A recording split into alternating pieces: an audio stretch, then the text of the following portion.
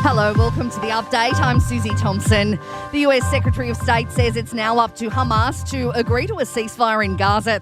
Israel's approved a proposal during talks in Doha, but Antony Blinken's not clarified if any special concessions had to be made. Blinken has stressed the importance of the deal to prevent the conflict spreading. These are still complex issues, and they're going to require hard decisions by the leaders. Ultimately, it comes down to those decisions, but there is, I think, a real sense of urgency here, across the region, on the need to get this over the finish line.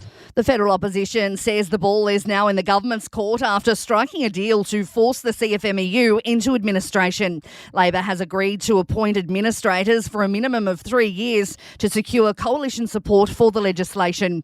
The union will also not be allowed to make political donations during that period. Shadow Workplace Minister Michaelia Cash says it's a good step forward and administrators must now be formally appointed. The minister needs to undertake a process whereby he will need to seek from his department advice that it is indeed in the public interest to do so, and the scheme will then be drafted. So if the legislation passes both houses, say this week, that is certainly for the government to then determine how quickly they are able to draft the scheme of administration. An exclusion zone remains in place in Hervey Bay in Queensland after a man was threatening people armed with a knife. Police were called to a property in Urangan at around lunchtime yesterday. Members of the public, particularly motorists travelling to work, are being advised to avoid the area. A New South Wales police officer has fronted a hearing into the Weambilla massacre. Sergeant Simon Thorpe telling the inquiry he became aware Gareth Train was paranoid and delusional after receiving forwarded emails. He claims the messages contained threatening remarks towards police. Brittany Higgins will no longer be called as a witness in WA Senator Linda Reynolds' defamation case against her. The former staffer's lawyer told a Supreme Court she is not medically fit to give evidence, nor is she obliged.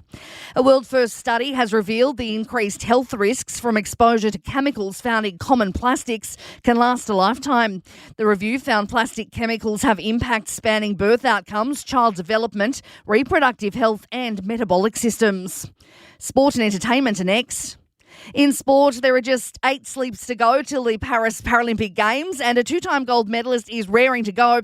Swimmer Rowan Crothers defended his 50-metre and 100-metre World Championship titles last year, maintaining his position as the fastest freestyle swimmer with a physical disability in the world. Crothers says the Games can be life-changing. I was a young kid with a disability that just felt like I couldn't fit in with any crowd. And once I finally saw that was an opportunity for me to succeed, I followed the pathway, and I've found so many incredible friends and community. And after picking up 3 Olympic medals for Australia in Paris, cyclist Matthew Richardson is defecting to his country of birth. The 25-year-old was born in England and will now represent Great Britain in all future events on the world stage.